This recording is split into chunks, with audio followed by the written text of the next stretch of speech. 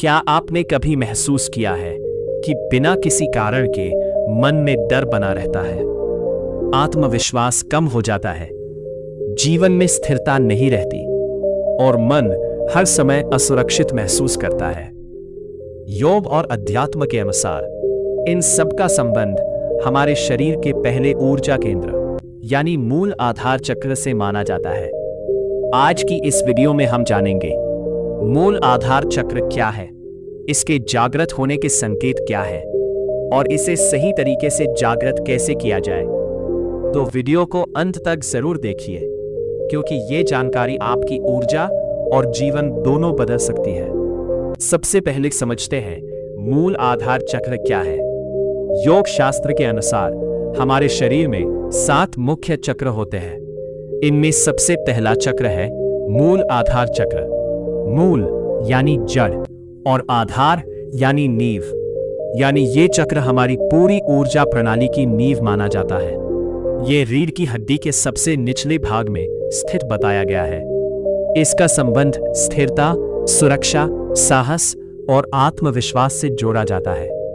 जब ये चक्र संतुलित होता है तो व्यक्ति भीतर से मजबूत महसूस करता है, उसके मन में डर कम होता है और जीवन में स्थिरता आती है। लेकिन जब यह असंतुलित हो जाए तो व्यक्ति हर समय भय, चिंता, आलस्य और असुरक्षा महसूस कर सकता है। अब सवाल आता है, मूलाधार चक्र को जागृत कैसे करें? पहला तरीका, ध्यान और श्वास अभ्यास। सुबह शांत स्थान पर बैठ जाए, रीढ़ सीधी रखें, आंखें बंद करें और धीरे धीरे लंबी सांस लें। अब अपना ध्यान रीढ़ की हड्डी के निचले भाग पर केंद्रित करें। कल्पना करें कि वहां लाल रंग की ऊर्जा चमक रही है और हर सांस के साथ वो ऊर्जा और शक्तिशाली होती जा रही है। ऐसा 10 से 15 मिनट तक करें। कहा जाता है कि नियमित ध्यान से मन शांत होता है और ऊर्जा संतुलित होने लगती है। दूसरा तरीका, लंग मंत्र का जाप। मूलाधार चक्र का बीज मंत्र माना जाता है लंग। धीरे धीरे गहरी आवाज में बोले लम।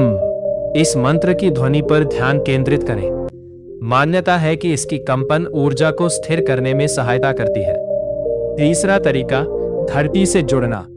मूलाधार चक्र का संबंध पृथ्वी तत्व से माना जाता है, इसलिए घास या मिट्टी पर नंगे पैर चलना, प्रकृति के बीच समय बिताना और पेड़ पौधों के पास बैठना लाभकारी माना जाता है।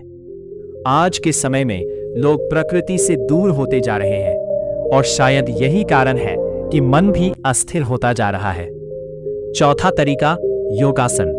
कुछ योगासन मूलाधार चक्र को संतुलित करने में सहायक माने जाते हैं, जैसे तारासन, वृक्षासन, मालासन और सेतु बंधासन। ये आसन शरीर को स्थिरता देते हैं और मन को भी शांत करने में मदद करते हैं। पांचवा तरीका, सात्विक जीवन शैली। क्रोध, नकारात्मक सोच, भय और गलत आदतें मन की ऊर्जा को कमजोर कर सकती है।